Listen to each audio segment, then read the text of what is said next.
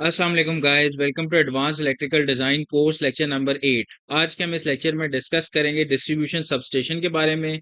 उसके बाद हम डिस्कस करेंगे ट्रांसफार्मर की रेटिंग केवीए में क्यों होती है, किलोवाट और या तो केवीए आर में क्यों नहीं होती, जो कि रिएक्टिव पावर है।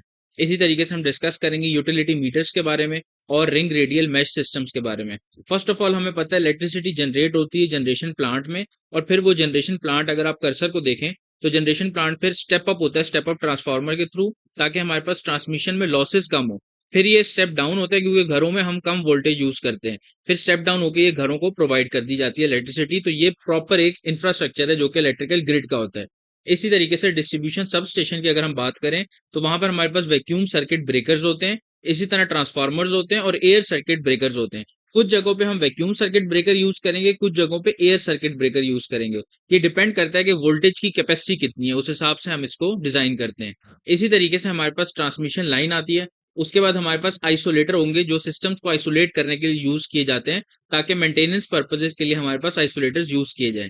इसी तरह वो सर्किट ब्रेकर्स में जाएगा, फिर बस बार में, बस बार के बाद ट्रांसफार्मर में, अगेन बस बार, और फिर उसके बाद फीडर और कंज्यूमर तक पहुंच जाएगी electricity. Moving forward towards why transformer rating is in KVA, तो firstly it is the summation of real and reactive power. Real power हमारे पास वो पावर होती है जो एक्चुअली वर्क परफॉर्म करती है, और टोटल इन दोनों का समेशन रियल और रिएक्टिव का वो अपेरेंट पावर बनती है, जो कि एस से हम डिनोट करते हैं, जो कि मैंने अपने सोलर के और इलेक्ट्रिकल के प्रीवियस कोर्सेज में भी आपको बताई है। तो आप वो वीडियो वहां से जाके देख सकते हैं, जिसका लिंक मैंने डिस्क्रिप्शन में भी प्रोवाइड कर दिया है। Secondly, we don't know what type of load that we will be running on it, either resistive, capacitive और इंडक्टिव। रेजिस्टिव लोड जो होगा वो हमारे पास पावर फैक्टर को वन रखेगा, कैपेसिटिव लोड हमारे पास इंक्रीज कर देता है, पावर फैक्टर को इंप्रूव करने के लिए यूज किए जाते हैं, और इसी तरह हमारे पास जो इंडक्टिव लोड है वो पावर फैक्टर को बहुत ज्यादा रिड्यूस कर देता है। तो इस तरीके से हमें पता नहीं होता कि टाइप ऑफ लोड आगे कौन सा रन हो रहा है, इसलिए हम केवीए में इसकी रेटिंग को मेंशन कर देते हैं। सिंगल फेज में हमारे पास टू वायर सिस्टम होता है, देखिए सिंगल फेज है और ये दो वायर्स हैं। और थ्री फेज में हमारे पास फोर वायर सिस्टम होता है, तीन फेज की वायर्स और एक न्यूट्रल की वायर। तो ये हमारे पास three phase four wire system होता है, और सिंगल फेज में हमारे पास single phase two wire system होता है।